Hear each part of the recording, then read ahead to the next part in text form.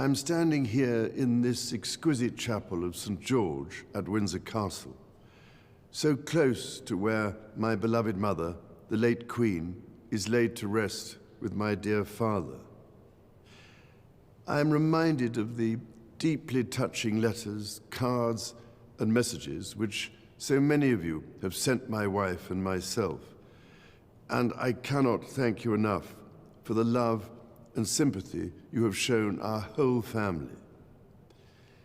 Christmas is a particularly poignant time for all of us who have lost loved ones. We feel their absence at every familiar turn of the season and remember them in each cherished tradition. In the much-loved carol, O Little Town of Bethlehem, we sing of how in thy dark street shineth the everlasting light.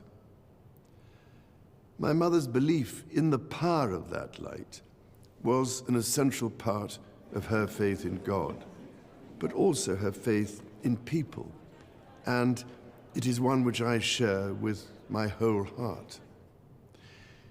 It is a belief in the extraordinary ability of each person to touch with goodness and compassion the lives of others and to shine a light in the world around them.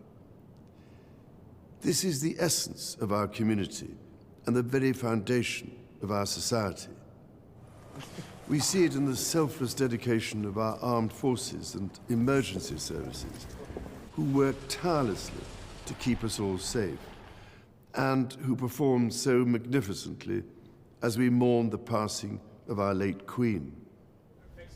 We see it in our health and social care professionals, our teachers, and indeed all those working in public service, whose skill and commitment are at the heart of our communities.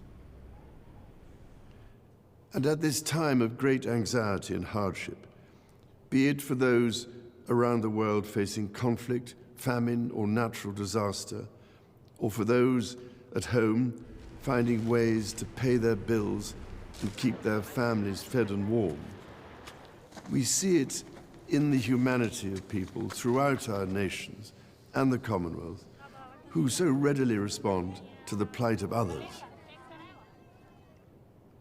I particularly want to pay tribute to all those wonderfully kind people who so generously give food or donations, or that most precious commodity of all, their time, to support those around them in greatest need, together with the many charitable organizations which do such extraordinary work in the most difficult circumstances. Our churches, synagogues, mosques, temples, and gurdwaras have once again united in feeding the hungry, providing love and support throughout the year. Such heartfelt solidarity is the most inspiring expression of loving our neighbour as ourselves.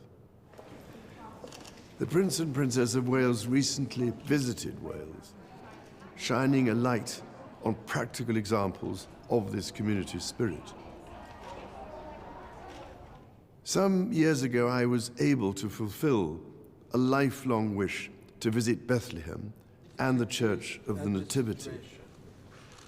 There I went down into the chapel of the manger and stood in silent reverence by the silver star that is inlaid on the floor and marks the place of our Lord Jesus Christ's birth.